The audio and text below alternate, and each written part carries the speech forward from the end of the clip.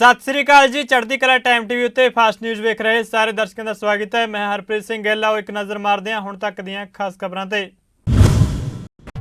कांग्रेस नेता शशि थरूर की अगवाई वाला IT आधारित संसदीय पैनल अगले हफ्ते गृह मंत्रालय समेत होर विभागों के उच्च सरकारी अधिकारियों तो 28 जुलाई को पैगासस जसूसी कांड बारे पुछ पड़ताल करेगा। अंतरराष्ट्रीय मीडिया संघ ने दावा किया कि राहुल गांधी, 2 केंद्रीय मंत्रियों, तृणमूल कांग्रेस के नेता अभिषेक बैनर्जी ते 40 के करीब पत्रकारों समेत कई कांग्रेसी नेता अजिहे ने जिन्हां दे फोन हैक किए गए हैं। श्री थरूर की अगवाई वाली सूचना ते तकनोलॉजी बारे 32 मैंबरी संसदीय स्थाई कमेटी की 28 जुलाई को मीटिंग होने वाली है। CBSE ने 12वीं के नतीजों को अंतिम रूप देने की तारीख 22 जुलाई तो वधा के 25 जुलाई कर दी है। इस तो पहला स्कूलों को CBSE द्वारा निर्धारित नियमों मुताबिक 22 जुलाई तक नतीजे तैयार करने के निर्देश दिए गए सन। हुण स्कूलों को नतीजे तैयार करने 25 जुलाई तक का समा दिता गया। दिल्ली पुलिस ने संसद के चल रहे मॉनसून सैशन दौरान किसानों को जंतर मंतर उत्ते खेती कानूनों का विरोध करने की आग्या दे दी है। सूत्रों ने दस्सिया कि किसान पुलिस सुरक्षा हेठ बसां विच ਸਿੰਘੂ सरहद तो जंतर मंतर जाणगे। संसद का मॉनसून सैशन सोमवार को शुरू होया सी ते 13 अगस्त तक जारी रहेगा। एक दिन पहला किसान जथेबंदियों ने कहा सी कि वो मॉनसून सैशन दौरान जंतर मंतर उत्ते किसान संसद करनगे ते 22 जुलाई तो हर दिन ਸਿੰਘੂ बॉर्डर तो 200 प्रदर्शनकारी इस विच शामिल होणगे। किसान नेता ने पुलिस नाल बैठक तो बाद कहा कि वो जंतर मंतर उत्ते खेती कानूनों को रद्द करने की मंग लई शांतिपूर्ण प्रदर्शन करनगे ते कोई भी प्रदर्शनकारी संसद नहीं जाएगा। जानकारी मुताबिक किसान सवेरे 11:30 बजे जंतर मंतर ते पहुंचणगे। उन्होंने जंतर मंतर विखे चर्च वाले पासे शांति नाल बिठाया जाएगा। पुलिस तो इलावा अर्धसैनिक बलों दी 5 कंपनियां जंतर मंतर विखे किसानों की सुरक्षा के मद्देनज़र तैनात की जाणगियां। संसद मैंबर अमर सिंह ने केंद्र की मोदी सरकार उत्ते तिखा निशाना साधिया। उन्हें कहा कि केंद्र सरकार खेती कानूनों को वापस लवे ते किसानों को सुख का साह आवे। उन्हें कहा कि सरकार अपने बिल पास करवाउण दी ताकत है, पर सरकार नूं विरोधी धिर वल्लों चुके जा रहे मुद्दों उत्ते भी गलबात करनी चाहिए है। इस सदन च ते असीं विरोध किया ना, साडा कहना सी कि फॉर्म लास नूं वापस लाओ। तुसीं तेल एडा महंगा ਉਹਦੇ ਤੇ डिस्कशन कराओ, कोविड ते डिस्कशन कराओ। तो असी कहते ही कि ਜਿਹੜੇ मुद्दे आ इस ਵੇਲੇ चल रहे हैं, महंगाई का हैगा मुद्दा, तेल के प्राइसिस का मुद्दा हैगा, फार्मर वाला चल रहा हैगा, किन्नियां गल्लां चल रही ने। तुसीं उन्हां ते डिस्कशन कराओ ना, क्यों नहीं कराउंदे हैगे तुसीं? और जे तुसीं डिस्कशन नहीं कराओगे असीं कार्रवाई असीं नहीं चलन देनी। डिस्कशन ਉਹਦੇ ਕੀ ਆ, ਆਪਣੇ ਉਹਨਾਂ ने 31 बिल पास करने आ, ਉਹਨੂੰ ਪੁਸ਼ ਕਰ ਰਹੇ ਕਿ ਅਸੀਂ ਆਪਣਾ ਬਿੱਲ ਪਾਸ ਕਰਾ ਦਈਏ। ਅਸੀਂ ਕਿ ਤੁਹਾਡਾ ਬਿੱਲ ਪਾਸ ਹੋਣਾ ਜੋ ਠੀਕ ਹੈ, ਲੇਕਿਨ ਅਸੀਂ ਵੀ ਜਿਹੜੀ ਆਪੋਜੀਸ਼ਨ ਕੋਈ ਗੱਲ ਕਹਿਣਾ ਚਾਹੁੰਦੀ ਹੈ ਉਹ ਮੁੱਦੇ ਵੀ ਤਾਂ ਆਉਣੇ ਚਾਹੀਦੇ ਆ। ਉਹਦੇ ਤੇ ਜੇ ਸਹਿਮਤੀ ਨਹੀਂ ਬਣ ਰਹੀ। आम आदमी पार्टी के सूबा प्रधान ते संसद मैंबर भगवंत मान ने काले खेती कानूनों विरुद्ध संघर्ष कर रहे किसानों प्रति केंद्र की मोदी सरकार के बेकिरक ते बेरहम रवैये की तीखी आलोचना की है। भगवंत मान मुताबिक केंद्र सरकार वालों संसद च बड़ी बेशर्मी नाले कहना कि उस कोल राजधानी की सरहदों उत्ते अंदोलन दौरान दम तोड़न वाले किसान मजदूर अंदोलनकारियों की कोई गिणती या रिकॉर्ड नहीं। ये साबित करता है कि मोदी सरकार की आत्मा मर चुकी है तो उसनूं अखां सामने दम तोड़ रहा अन्नदाता विखाई नहीं दे रहा। भगवंत मान ने मंग की कि पंजाब सरकार किसान संगठनों नाल संपर्क करके हुण तक बीमारी और दुर्घटनावां कारण शहीद हुए अंदोलनकारियों का आंकड़ा इकट्ठा करके तुरंत केंद्र सरकार नूं भेजे तां जो मॉनसून सैशन दौरान ही पीड़ित परिवारों नूं बनदा मुआवजा केंद्र सरकार कोलों भी दिवाया जा सके। भारतीय किसान यूनियन के सूबा प्रधान गुरनाम सिंह झड़ूनी ने कहा है कि जेकर संयुक्त किसान मोर्चा उन्होंने डिसमिस भी कर देगा तां भी वो मिशन पंजाब उत्ते काम करनगे। इस दे नाल ही वो किसान अंदोलन लई भी काम जारी रखणगे। एक सवाल के जवाब च झड़ूनी ने कहा कि किसान अंदोलन का यूपी च ज्यादा असर नहीं, पंजाब के लोग तिन्नां पार्टियां तो तंग ने ते नवीं पार्टी बन सकती है। उन्हें कहा कि संयुक्त किसान मोर्चा ने शाम नूं बुलाया ते देखदे हां की फैसला लैंदे ने। झड़ूनी ने दो टुक कहा कि जिथे कल नूं कढना उत्थे अज ही कढ दिओ। चंडीगढ़ च धारा 144 लगाउण दे फैसले का विरोध करदे उन्होंने कहा कि यह फैसला गलत है, असीं किसानों दे नाल है। शांतिपूर्ण तरीके नाल चौंकां उत्ते खड़ा होण तो प्रशासन नहीं रोक सकता ते जेकर रोकिया तो असीं इत्थे आके विरोध करांगे। भारत के सेहत राज्य मंत्री भारती प्रवीण पवार ने राज्य सभा च दस्सिया कि कोविड-19 महामारी की दूजी लहर दौरान किसी भी सूबे या केंद्र शासित प्रदेश तो ऑक्सीजन की घाट कारण किसी मरीज की मौत की खबर नहीं है। उन्होंने एक प्रश्न के लिखती उत्तर में जानकारी दी। उन्होंने दस्सिया कि फिलहाल कोविड महामारी की दूजी लहर दौरान ऑक्सीजन की मंग अचानक वध गई सी। महामारी की पहली लहर दौरान जीवन रक्षक गैस की मंग 3095 मीट्रिक टन सी, जो कि दूजी लहर दौरान वध के ਤਕਰੀਬਨ 9000 ਮੀਟ੍ਰਿਕ ਟਨ ਹੋ ਗਈ। ਦਰਅਸਲ ਉਹਨਾਂ ਤੋਂ ਪੁੱਛਿਆ ਗਿਆ ਸੀ ਕਿ ਕੀ ਦੂਜੀ ਲਹਿਰ ਦੌਰਾਨ ਆਕਸੀਜਨ ਨਾ ਮਿਲਣ ਦੀ ਵਜ੍ਹਾ ਕਰਕੇ ਵੱਡੀ ਗਿਣਤੀ 'ਚ ਲੋਕਾਂ ਦੀ ਜਾਨ ਗਈ ਹੈ। ਦਿੱਲੀ ਦੇ ਸਿਹਤ ਮੰਤਰੀ ਸਤਿੰਦਰ ਜੈਨ ਨੇ ਅੱਜ ਕਿਹਾ ਕਿ ਕੋਵਿਡ-19 ਮਹਾਮਾਰੀ ਦੀ ਦੂਜੀ ਲਹਿਰ ਦੌਰਾਨ ਦਿੱਲੀ 'ਚ ਅਤੇ ਦੇਸ਼ ਦੇ ਕਈ ਹੋਰ ਹਿੱਸਿਆਂ 'ਚ ਆਕਸੀਜਨ ਦੀ ਘਾਟ ਕਾਰਨ ਕਈ ਲੋਕਾਂ ਦੀ ਜਾਨ ਗਈ। ਉਨ੍ਹਾਂ ਕਿਹਾ ਕਿ ਜੇਕਰ ਆਕਸੀਜਨ ਦੀ ਕੋਈ ਘਾਟ ਨਹੀਂ ਸੀ ਤਾਂ ਹਸਪਤਾਲ ਅਦਾਲਤ 'ਚ ਕਿਉਂ ਗਏ। ਹਸਪਤਾਲ ਅਤੇ ਮੀਡੀਆ ਰੋਜ਼ਾਨਾ ਆਕਸੀਜਨ ਦੀ ਘਾਟ ਦੇ ਮੁੱਦੇ ਚੁੱਕਦੇ ਰਹੇ ਨੇ। ਟੀਵੀ ਚੈਨਲਾਂ ਨੇ ਵਿਖਾਇਆ ਕਿ ਕਿਵੇਂ ਹਸਪਤਾਲਾਂ ਵਿੱਚ ਜੀਵਨ ਰੱਖਿਆ ਕਿ ਗੈਸ ਦੀ ਘਾਟ ਸੀ। ਇਹ ਕਹਿਣਾ ਸਰਾਸਰ ਗਲਤ ਹੈ ਕਿ ਆਕਸੀਜਨ ਦੀ ਘਾਟ ਕਾਰਨ ਕਿਸੇ ਦੀ ਜਾਨ ਨਹੀਂ ਗਈ। ਜੰਮੂ ਕਸ਼ਮੀਰ ਪ੍ਰਸ਼ਾਸਨ ਨੇ ਲਿੰਗਕ ਅਸਮਾਨਤਾ ਖਤਮ ਕਰਨ ਦੀ ਦਿਸ਼ਾ 'ਚ ਇੱਕ ਵੱਡਾ ਕਦਮ ਚੁੱਕਿਆ ਹੈ। ਜੰਮੂ ਕਸ਼ਮੀਰ ਪ੍ਰਸ਼ਾਸਨ ਨੇ ਕੇਂਦਰ ਸ਼ਾਸਿਤ ਪ੍ਰਦੇਸ਼ ਜੰਮੂ ਦੇ ਸਥਾਨਕ ਨਿਵਾਸੀ ਬਣਨ ਦੇ ਨਿਯਮਾਂ ਵਿੱਚ ਵੱਡਾ ਬਦਲਾਅ ਕੀਤਾ ਹੈ। ਨਵੇਂ ਨਿਯਮਾਂ ਮੁਤਾਬਕ ਹੁਣ ਦੂਜੇ ਸੂਬਿਆਂ 'ਚ ਰਹਿਣ ਵਾਲੇ ਲੋਕ ਜਿਨ੍ਹਾਂ ਨੇ ਕਸ਼ਮੀਰੀ ਕੁੜੀ ਨਾਲ ਵਿਆਹ ਕੀਤਾ ਹੈ ਉਹ ਵੀ ਹੁਣ ਜੰਮੂ ਕਸ਼ਮੀਰ ਦੇ ਸਥਾਨਕ ਨਿਵਾਸੀ ਬਣ ਸਕਦੇ ਨੇ। ਸਰਕਾਰ ਉਹਨਾਂ ਲਈ ਡੋਮਿਸਾਈਲ ਸਰਟੀਫਿਕੇਟ ਜਾਰੀ ਕਰੇਗੀ। ਜੰਮੂ ਕਸ਼ਮੀਰ 'ਚ ਜਦੋਂ ਤੱਕ ਧਾਰਾ 360 ਅਤੇ ਧਾਰਾ 35 ਲਾਗੂ ਸੀ ਉਦੋਂ ਤੱਕ ਅਜਿਹੀ ਹਾਲਤ ਵਿੱਚ ਸਿਰਫ ਜਨਾਨੀ ਹੀ ਕਸ਼ਮੀਰ ਦੀ ਸਥਾਨਕ ਨਿਵਾਸੀ ਰਹਿੰਦੀ। ਉਸਦੇ ਬੱਚੇ ਅਤੇ ਪਤੀ ਨੂੰ ਇਸ ਦਾਇਰੇ ਤੋਂ ਬਾਹਰ ਰੱਖਿਆ ਗਿਆ ਸੀ। ਜੇਕਰ ਕਸ਼ਮੀਰੀ ਪੁਰਸ਼ ਕਿਸੇ ਜਨਾਨੀ ਨਾਲ ਵਿਆਹ ਕਰਦਾ ਸੀ ਤਾਂ ਉਸਨੂੰ ਅਤੇ ਉਸਦੇ ਬੱਚਿਆਂ ਨੂੰ ਸਥਾਨਕ ਨਿਵਾਸੀ ਮੰਨਿਆ ਜਾਂਦਾ ਸੀ। ਨੂਰਬਾਗ ਤੋਂ ਸੁਰੱਖਿਆ ਫੋਰਸ ਨੇ ਵਿਸਫੋਟਕ ਸਮੱਗਰੀ IED ਬਰਾਮਦ ਕੀਤੀ ਹੈ। ਹਾਲਾਂਕਿ ਇਸ ਮਾਮਲੇ 'ਚ ਕਿਸੇ ਨੂੰ ਫੜਿਆ ਨਹੀਂ ਗਿਆ। ਬੰਬ ਰੋਕੂ ਦਸਤੇ ਨੇ IED ਨੂੰ ਕਿਸੇ ਸੁਰੱਖਿਅਤ ਸਥਾਨ ਉੱਤੇ ਲਿਜਾ ਕੇ ਨਸ਼ਟ ਕਰ ਦਿੱਤਾ। ਮੌਕੇ ਤੇ ਪਹੁੰਚੀ ਪੁਲਿਸ ਮੁਤਾਬਕ ਵਿਸਫੋਟਕ ਸਮੱਗਰੀ ਨੂਰਬਾਗ ਦੇ ਟੈਂਗਪੋਰਾ ਤੋਂ ਬਰਾਮਦ ਕੀਤੀ ਗਈ ਹੈ। ਪੰਜਾਬ ਕਾਂਗਰਸ ਦੇ ਨਵੇਂ ਪ੍ਰਧਾਨ ਬਣਨ ਤੋਂ ਬਾਅਦ ਨਵਜੋਤ ਸਿੰਘ ਸਿੱਧੂ ਸੱਚਖੰਡ ਸ੍ਰੀ ਹਰਿਮੰਦਰ ਸਾਹਿਬ ਵਿਖੇ ਨਤਮਸਤਕ ਹੋਏ। ਸ੍ਰੀ ਹਰਿਮੰਦਰ ਸਾਹਿਬ ਵਿਖੇ ਉਹਨਾਂ ਨੇ ਸ੍ਰੀ ਗੁਰੂ ਗ੍ਰੰਥ ਸਾਹਿਬ ਜੀ ਅੱਗੇ ਮੱਥਾ ਟੇਕ ਕੇ ਬਾਬਾ ਜੀ ਦਾ ਸ਼ੁਕਰਾਨਾ ਕੀਤਾ। ਇਸ ਮੌਕੇ ਉਹਨਾਂ ਨਾਲ ਵੱਡੀ ਗਿਣਤੀ 'ਚ ਕਾਂਗਰਸੀ ਵਿਧਾਇਕ ਤੇ ਸਮਰਥਕ ਮੌਜੂਦ ਰਹੇ। ਇਸ ਮੌਕੇ ਉਹਨਾਂ ਨੇ ਸ੍ਰੀ ਅਕਾਲ ਤਖਤ ਸਾਹਿਬ ਵੀ ਮੱਥਾ ਟੇਕਿਆ। ਨਵਜੋਤ ਸਿੰਘ ਸਿੱਧੂ ਦੇ ਨਾਲ ਸੁਨੀਲ ਜਾਖੜ, ਕੁਲਵੀਰ ਜੀਰਾ, ਕੈਬਨਿਟ ਮੰਤਰੀ ਤ੍ਰਿਪਤ ਰਜਿੰਦਰ ਸਿੰਘ ਬਾਜਵਾ, ਮੰਤਰੀ ਸੁਖਜਿੰਦਰ ਸਿੰਘ ਰੰਧਾਵਾ, ਦਵਿੰਦਰ ਘੁਬਾਇਆ, ਰਾਜਾ ਵੜਿੰਗ ਸਮੇਤ 62 ਦੇ ਕਰੀਬ ਵਿਧਾਇਕ ਮੌਜੂਦ ਰਹੇ। ਸਿੱਧੂ ਸ੍ਰੀ ਦਰਬਾਰ ਸਾਹਿਬ ਵਿਖੇ ਮੱਥਾ ਟੇਕਣ ਤੋਂ ਬਾਅਦ ਦੁਰਗਿਆਣਾ ਮੰਦਿਰ ਅਤੇ ਹੋਰ ਧਾਰਮਿਕ ਸਥਾਨਾਂ ਉੱਤੇ ਵੀ ਨਤਮਸਤਕ ਹੋਏ।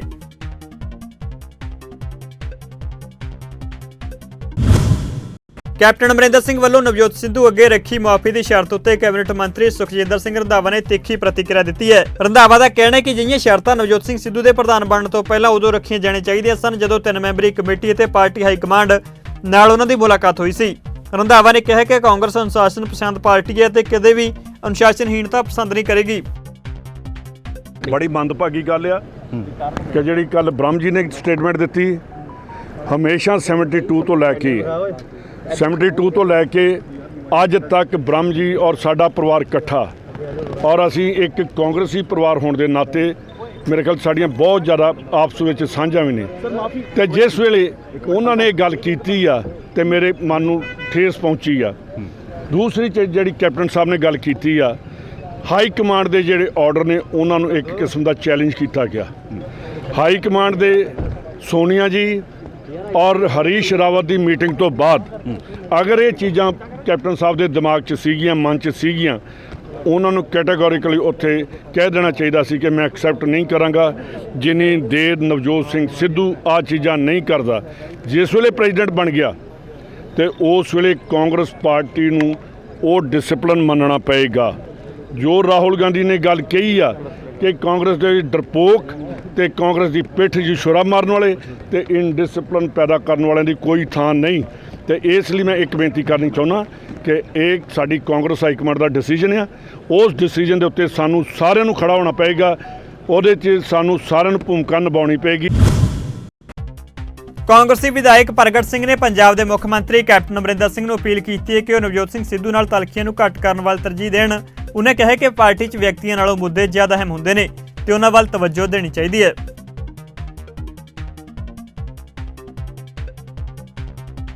ਦੇਖੋ ਪੰਜਾਬ ਦੇ ਇਸ਼ੂਜ਼ ਦੀ ਗੱਲ ਹੈ ਕਿਉਂਕਿ ਇਹ ਇੰਨਾ ਸੌਖਾ ਨਹੀਂ ਹੈਗਾ ਕਿਉਂਕਿ ਸਾਨੂੰ ਪੰਜਾਬ ਦੇ ਇਸ਼ੂਜ਼ ਦੀ ਗੱਲ ਕਰਨੀ ਚਾਹੀਦੀ ਆ ਨਾ ਕਿ ਸਾਨੂੰ ਪਰਸਨਲ ਈਗੋ ਦੀ ਗੱਲ ਕਰਨੀ ਚਾਹੀਦੀ ਆ। ਔਰ ਮੈਂ ਇਸ ਗੱਲ 'ਚ ਸਮਝਦਾ ਕਿ ਮੈਨੂੰ ਇਹ ਲੱਗਦਾ ਹੁੰਦਾ ਕਿ ਸਾਨੂੰ ਇਕੱਠੇ ਹੋ ਕੇ ਕਿਉਂਕਿ ਜਦੋਂ ਕੈਪਟਨ ਅਮਰਿੰਦਰ ਸਿੰਘ ਹੋਣਾ ਨੂੰ ਯਾਦ ਹੋਣਾ ਜਦੋਂ ਪ੍ਰਤਾਪ ਸਿੰਘ ਬਾਜਵਾ ਪੰਜਾਬ ਕਾਂਗਰਸ ਦੇ ਪ੍ਰਧਾਨ ਬਣਨ ਲੱਗੇ ਸੀ ਤਾਂ ਇਹਨਾਂ ਨੇ ਇੱਕ ਚਿੱਠੀ ਲਿਖੀ ਸੀ ਸੋਨੀਆ ਗਾਂਧੀ ਜੀ ਨੂੰ ਤੇ ਉਹਦੇ ਵਿੱਚ ਇਹਨਾਂ ਨੇ ਪਤਾ ਨਹੀਂ ਕੀ ਲਿਖਿਆ ਸੀ। ਤੇ ਹੁਣ ਆ 2-3 ਦਿਨ ਹੋਏ ਆ ਦੋਨੇ ਲੀਡਰ ਡਿਨਰ ਕਰਕੇ ਗਏ ਆ। ਮੈਂ ਚੰਗੀ ਗੱਲ ਆ ਪਰ ਜੇ ਇਦਾਂ ਦੀਆਂ ਗੱਲਾਂ ਕਰਕੇ ਵੀ ਜੇ ਬੈਠਿਆ ਜਾ ਸਕਦਾ, ਅਸੀਂ ਤਾਂ ਪਬਲਿਕ ਦੇ ਕੰਮਾਂ ਦੀ ਗੱਲ ਕਰਦੇ ਹਾਂ, ਪਬਲਿਕ ਦੇ ਇਸ਼ੂਜ਼ ਦੀ ਗੱਲ ਕਰਦੇ ਹਾਂ, ਤਾਂ ਫਿਰ ਮੈਨੂੰ ਲੱਗਦਾ ਕੈਪਟਨ ਅਮਰਿੰਦਰ ਸਿੰਘ ਨੂੰ ਫਰਾਕ ਦਿਲੀ ਦਿਖਾਉਣੀ ਚਾਹੀਦੀ ਆ। ਸਾਡੇ ਤੋਂ ਬਹੁਤ ਵੱਡੇ ਹੈਗੇ ਆ। ਮੈਂ ਤਾਂ ਹਮੇਸ਼ਾ ਜਿਹੜਾ, ਕਿਉਂਕਿ ਗੱਲ ਪਾਰਲੀਮੈਂਟੇਰੀਅਨ ਲੈਂਗੁਏਜ ਦੀ ਆ, ਗੱਲ ਇਸ਼ੂਜ਼ ਦੀ ਆ, ਔਰ ਇਸ਼ੂਜ਼ ਨੂੰ ਅਸੀਂ ਵਿਸਾਰ ਨਹੀਂ ਸਕਦੇ।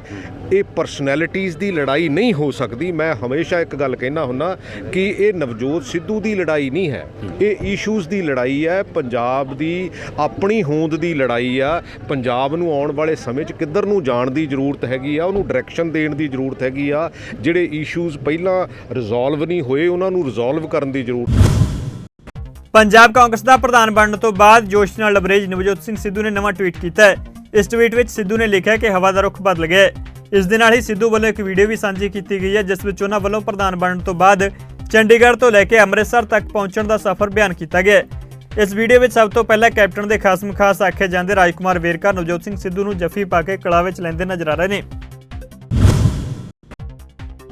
ਸ਼੍ਰੋਮਣੀ ਅਕਾਲੀ ਦਲ ਦੇ ਬੁਲਾਰੇ ਤੇ ਸਾਬਕਾ ਕੈਬਨਿਟ ਮੰਤਰੀ ਡਾਕਟਰ ਦਲਜੀਤ ਸਿੰਘ ਚੀਮਾ ਨੇ ਕਿਹਾ ਕਿ ਸ਼੍ਰੋਮਣੀ ਅਕਾਲੀ ਦਲ ਬਾਦਲ ਕਿਸਾਨਾਂ ਦੇ ਨਾਲ ਦਿਲ ਤੋਂ ਖੜਾ ਹੈ ਅਤੇ ਸਭ ਤੋਂ ਪਹਿਲਾਂ ਕਿਸਾਨੀ ਸਮੱਸਿਆਵਾਂ ਤੇ ਕੇਂਦਰ ਵੱਲੋਂ ਪਾਸ ਕੀਤੇ ਗਏ ਕਾਲੇ ਕਾਨੂੰਨਾਂ ਦੇ ਵਿਰੋਧ ਵਿੱਚ ਸ਼੍ਰੋਮਣੀ ਅਕਾਲੀ ਦਲ ਵੱਲੋਂ ਆਵਾਜ਼ ਚੁੱਕੀ ਗਈ ਸੀ। ਉਹਨੇ ਕਿਹਾ ਕਿ ਸੰਸਦ 'ਚ ਐਡਜਰਨਮੈਂਟ ਮੋਸ਼ਨ ਵੀ ਸ਼੍ਰੋਮਣੀ ਅਕਾਲੀ ਦਲ ਵੱਲੋਂ ਲਿਆਂਦਾ ਗਿਆ, ਪਰੰਤੂ ਸਰਕਾਰ ਕੋਲ ਬਹੁਮਤ ਹੋਣ ਕਾਰਨ ਸਰਕਾਰ ਛੋਟੀਆਂ ਪਾਰਟੀਆਂ ਦੀ ਆਵਾਜ਼ ਨੂੰ ਦਬਾਉਣ ਦੀ ਕੋਸ਼ਿਸ਼ ਕਰ ਰਹੀ ਹੈ।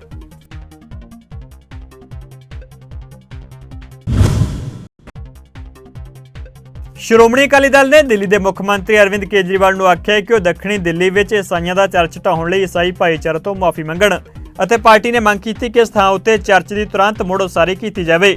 ਪਾਰਟੀ ਦੇ ਸੰਸਦ ਮੈਂਬਰਾਂ ਬਲਵਿੰਦਰ ਸਿੰਘ ਭੂੰਦੜ, ਸਾਬਕਾ ਸੰਸਦ ਮੈਂਬਰ ਪ੍ਰੋਫੈਸਰ ਪ੍ਰੇਮ ਸਿੰਘ ਚੰਦੂਮਾਜਰਾ ਅਤੇ ਨਰੇਸ਼ ਗੁਜਰਾਲ ਦੀ ਸ਼ਮੂਲੀਅਤ ਵਾਲੇ ਉੱਚ ਪੱਧਰੀ ਵਫਦ ਨੇ ਚਰਚ ਵਾਲੀ ਥਾਂ ਦਾ ਦੌਰਾ ਕੀਤਾ ਅਤੇ ਆਮ ਆਦਮੀ ਪਾਰਟੀ ਦੀ ਸਰਕਾਰ ਵੱਲੋਂ ਪਵਿੱਤਰ ਥਾਂ ਉੱਤੇ ਜੀਸਸ ਕ੍ਰਾਈਸਟ ਸਮੇਤ ਹੋਰ ਪਵਿੱਤਰ ਮੂਰਤੀਆਂ ਢਾਹੁਣ ਦੀ ਜ਼ੋਰਦਾਰ ਨਿਖੇਧੀ ਕੀਤੀ।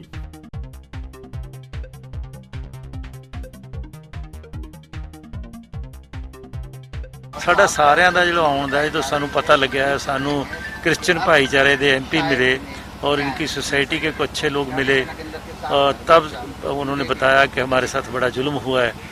तब हम जहाँ आए देखने के लिए, जो हमने देखा है और जो इनसे पता किया सारा, वो यही पता चलता है कि इन्होंने पास सारा रिकॉर्ड सी, कानूनी रिकॉर्ड होने के बावजूद उन्होंने एक नोटिस दिया। नोटिस वेले भी शरारत की कि वो सैटरडे को देता ताकि संडे कोर्ट ना जा सके। इसलिए बहुत दुख की बात है कि किसी भी धर्म को, हिंदुस्तान के सब धर्म को आज़ादी है, ये सेकुलर कंट्री है और इस कंट्री में इस तरह जाति करना ये बहुत बड़ा जुल्म है, जिसके लिए क्योंकि मिनॉरिटी का केस है, हम खुद मिनॉरिटी वाले हैं, इसलिए हम समझते हैं कि जो बहुत ज़्यादती हुई है इसको द्वारा ठीक करना चाहिए, रिस्टोर करना चाहिए और जो जाति है उसकी माफ़ी भी मांगनी चाहिए इनको। जो इन्होंने इनके धार्मिक जो ग्रंथ है उनको भी नुकसान पहुँचाया है, उसकी माफ़ी मांगनी चाहिए और दोबारा इनको इनका हक है जो मिलना चाहिए। इसके लिए हम आए हैं। ये मिनॉरिटी का केस है, इसके लिए हमेशा हम मिनॉरिटी के साथ हैं और इस देश में सेकुलर कंट्री होने करने अभी तक जो ये हो रहा है बहुत देश के लिए खतरनाक गल है, नुकसान है। सो मैं कहना चाहूँगा कि ਸ਼੍ਰੋਮਣੀ ਅਕਾਲੀ ਦਲ ਨੇ ਹਮੇਸ਼ਾ ਦੇਸ਼ ਦੇ ਗਰੀਬ ਲੋਕਾਂ ਵਾਸਤੇ, ਸਾਡੇ ਗੁਰੂ ਸਾਹਿਬਾਨ ਨੇ ਕਿਹਾ ਕਿ ਹਮੇਸ਼ਾ ਗਰੀਬ ਦੇ ਹੱਕ 'ਚ ਜ਼ੁਲਮ ਦੇ ਖਿਲਾਫ ਖੜੋ। ਅਸੀਂ ਸਾਰੇ ਉੱਥੇ ਇਸ ਕਰਕੇ ਨਾਲ ਆਏ ਹਾਂ। ਦੇਖੋ, ਵੈਸੇ ਤਾਂ ਕੇਜਰੀਵਾਲ ਸਾਹਿਬ ਦਾ ਚਿਹਰਾ ਦੋਗਲਾ ਹਮੇਸ਼ਾ ਹੀ ਰਿਹਾ, ਪਰ ਇਹ ਤਾਂ ਜਗ ਜ਼ਾਹਰ ਹੋ ਗਿਆ ਵੀ ਮਿਨੋਰਟੀ ਕਮਿਊਨਿਟੀ ਦਾ ਇੱਕ ਧਾਰਮਿਕ ਸਥਾਨ ਹੋਵੇ ਤੇ ਉਹਦੀ ਸਰਕਾਰ ਵੱਲੋਂ ਉਹਨੂੰ ਗਿਰਾ ਦਿੱਤਾ ਜਾਵੇ ਔਰ ਗ੍ਰਾਮ ਸਭਾ ਵੱਲੋਂ ਅਲਾਟ ਕੀਤੀ ਜ਼ਮੀਨ ਜਿਹੜੀ ਕਿਸੇ ਦੇ ਨਾਂ ਤੇ ਹੋਈ ਸੀ ਉਹ ਤੋਂ ਇਹਨਾਂ ਨੇ ਲਈ ਸੀ ਤੇ ਉੱਥੇ ਚਰਚ ਬਣਾਇਆ ਸੀ। ਚਰਚ ਗਿਰਾਈਓ ਨਹੀਂ ਗਈ, ਬਲਕਿ ਇਹਨਾਂ ਦਾ ਜਿਹੜਾ ਪਵਿੱਤਰ ਧਾਰਮਿਕ ਗ੍ਰੰਥ ਆ ਉਹ ਦੇਖੋ ਡਿਮੋਲਿਸ਼ ਕਿਵੇਂ ਕੀਤਾ ਪਿਆ। ਇਹ ਇੱਕ ਹਰ ਧਰਮ ਆਪਣੀ ਆਪਣੀ ਵਿਸ਼ਵਾਸ ਰੱਖਦਾ, ਆਸਥਾ ਰੱਖਦਾ, ਇਹ ਮੂਰਤੀ 'ਚ ਵਿਸ਼ਵਾਸ ਰੱਖਦੇ ਨੇ। ਇਹ ਜਿਹੜੀਆਂ ਜੀਸਸ ਕ੍ਰਾਈਸਟ ਦੀਆਂ ਮੂਰਤੀਆਂ ਸੀ ਉਹ ਵੀ ਡਿਮੋਲਿਸ਼ ਕਰਤੀਆਂ ਇਹਨਾਂ ਨੇ। ਔਰ ਵੱਡੇ ਦੁੱਖ ਦੀ ਗੱਲ ਇਹ ਆ ਵੀ ਕੇਜਰੀਵਾਲ ਸਾਹਿਬ ਜਿਸ ਹਿਸਾਬ ਦੀ ਇਹ ਐਂਟੀ ਮਿਨੋਰਟੀ ਪੋਲਿਟਿਕਸ ਕਰ ਰਹੇ ਨੇ, ਇਹਦੇ ਨਾਲ ਮੈਂ ਸਮਝਦਾ ਦੇਸ਼ ਦੇ ਵਿੱਚ ਜਿਹੜਾ ਸੈਕੂਲਰਿਜ਼ਮ ਆ ਉਹ ਖਤਰੇ 'ਚ ਚਲਿਆ ਜਾਂਦਾ ਔਰ ਦੇਸ਼ ਦੇ ਵਿੱਚ ਜਿਹੜੀਆਂ ਇਹ ਅੱਡ-ਅੱਡ ਧਰਮ, ਅੱਡ-ਅੱਡ ਭਾਸ਼ਾਵਾਂ, ਅੱਡ-ਅੱਡ ਸੱਭਿਆਚਾਰ, ਉਹਨੂੰ ਖਤਰਾ ਹੋ ਗਿਆ। ਸ਼੍ਰੋਮਣੀ ਅਕਾਲੀ ਦਲ ਹਮੇਸ਼ਾ ਸੈਕੂਲਰਿਜ਼ਮ ਦੀ ਗੱਲ ਕਰਦਾ। ਸ਼੍ਰੋਮਣੀ ਅਕਾਲੀ ਦਲ ਮਹਿਸੂਸ ਕਰਦਾ ਕਿ ਸਾਡੇ ਗੁਰੂ ਤੇਗ ਬਹਾਦਰ ਸਾਹਿਬ ਨੇ ਇਸ ਮੁਲਕ ਦੇ ਵਿੱਚ ਅੱਡ-ਅੱਡ ਧਰਮ, ਅੱਡ-ਅੱਡ ਭਾਸ਼ਾਵਾਂ, ਅੱਡ-ਅੱਡ ਸੱਭਿਆਚਾਰ ਲਈ ਆਪਣੀ ਬਲੀਦਾਨ ਦਿੱਤਾ ਤੇ ਅੱਜ ਇਸ ਮੁਲਕ ਦੇ ਵਿੱਚ ਜੇ ਕਿਸੇ ਵੀ ਧਰਮ ਤੇ ਕਿਸੇ ਵੀ ਮਿਨੋਰਟੀ ਤੇ ਹਮਲਾ ਹੁੰਦਾ ਤਾਂ ਸ਼੍ਰੋਮਣੀ ਅਕਾਲੀ ਦਲ ਨੂੰ ਪੀੜਾ ਹੁੰਦੀ ਆ। ਸੋ ਅਸੀਂ ਅੱਜ ਮਹਿਸੂਸ ਕਰਦੇ ਹਾਂ ਕਿ ਕੇਜਰੀਵਾਲ ਸਾਹਿਬ ਦੀ ਸਰਕਾਰ ਵੱਲੋਂ ਜੋ ਇਹ ਇੱਕ ਮਿਨੋਰਟੀ ਨਾਲ ਧੱਕਾ ਹੋਇਆ, ਉਹਨਾਂ ਦੇ ਧਰਮ ਸਥਾਨ ਨੂੰ ਗਿਰਾਇਆ ਗਿਆ, ਉਹਨਾਂ ਦੀਆਂ ਭਾਵਨਾਵਾਂ ਨੂੰ ਕੁਚਲਿਆ ਗਿਆ, ਉਹਦੇ ਲਈ ਉਹਨਾਂ ਨੂੰ ਮਾਫੀ ਮੰਗਣੀ ਚਾਹੀਦੀ ਆ ਔਰ ਇਹ ਧਰਮ ਸਥਾਨ ਨੂੰ ਮੁੜ ਕੇ ਬਣਾਉਣਾ ਚਾਹੀਦਾ। ਇਹਦੇ ਲਈ ਨਹੀਂ ਤਾਂ ਘੱਟ ਗਿਣਤੀਆਂ ਉਹਦੇ ਵਿਰੁੱਧ ਬਹੁਤ ਜ਼ੋਰਦਾਰ ਆਵਾਜ਼ ਉਠਾਉਣਗੀਆਂ। ਦੁੱਖ ਦੀ ਗੱਲ ਹੈਗੀ ਹੈ ਕਿ ਦਿੱਲੀ ਦੇ ਮੁੱਖ ਮੰਤਰੀ ਕੇਜਰੀਵਾਲ ਜੀ ਗਲਤ ਮਾਈਨੋਰਿਟੀ ਦੀ ਕਰਦੇ ਨੇ, ਲੇਕਿਨ ਉਹਨਾਂ ਦੇ ਰਾਜ ਵਿੱਚ ਇੱਕ ਚਰਚ ਇਸ ਤਰ੍ਹਾਂ ਢਾਹ ਦਿੱਤਾ ਜਾਵੇ, ਇਸ ਤੋਂ ਵੱਡਾ ਧੱਕਾ ਨਹੀਂ ਹੋ ਸਕਦਾ। ਅੱਜ ਕੇਜਰੀਵਾਲ ਜੀ ਨੇ ਅਪਰੂਵ ਕਰਤਾ ਹੈ ਕਿ ਉਹ ਬੀਜੇਪੀ ਦੀ ਬੀ ਟੀਮ ਨੇ। ਕਦੀ ਕੋਈ ਬਹਾਨਾ ਕਦੀ ਕੋਈ ਬਹਾਨਾ, ਹੁਣ ਕਹਿ ਰਹੇ ਨੇ ਕਿ ਇਹਨਾਂ ਨੂੰ ਨਵਾਂ ਚਰਚ ਬਣਾ ਦੇਣਗੇ। ਤੇ ਜੇ ਨਵਾਂ ਚਰਚ ਬਣਾਉਣਾ ਹੀ ਸੀ ਤੇ ਪਹਿਲੇ ਇਹਨਾਂ ਨਾਲ ਕਿਉਂ ਨਹੀਂ ਸਲਾਹ ਮਸ਼ਵਰਾ ਕੀਤਾ, ਪਹਿਲੇ ਕਿਉਂ ਨਹੀਂ ਚਰਚ ਬਣਾਇਆ? ਇਹਨਾਂ ਦੀ ਸਾਰੀ ਤੁਸੀਂ ਦੇਖ ਰਹੇ ਹੋ ਜੀਸਸ ਕ੍ਰਾਈਸਟ ਦੀ ਮੂਰਤੀਆਂ, ਹੋਰ ਮੂਰਤੀਆਂ ਸਾਰੀ ਤੋੜਤੀਆਂ ਗਈਆਂ। ਇਹ ਤਾਂ ਬਹੁਤ ਵੱਡਾ ਧੱਕਾ ਹੈ ਇੱਕ ਸੈਕੂਲਰ ਮੁਲਕ ਦੇ ਅੰਦਰ। ਤੇ ਅੱਜ ਦਿੱਲੀ ਸਰਕਾਰ ਦਾ, ਆਪ ਪਾਰਟੀ ਦਾ, ਕੇਜਰੀਵਾਲ ਜੀ ਦਾ ਜੋ ਸਹੀ ਮੁੱਖ ਹੈ ਉਹ ਲੋਕਾਂ ਦੇ ਸਾਹਮਣੇ ਆ ਗਿਆ।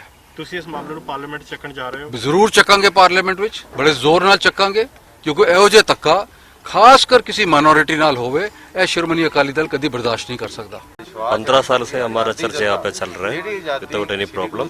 Around 450 families members of this church और 2000 का आसपास फॉलोवर्स भी है। यहाँ से स्मूथ चल रहा था, कोई प्रॉब्लम नहीं था। मगर लास्ट फ्राइडे वो एक नोटिस हमारा दीवार पे चिपका दिया शाम को।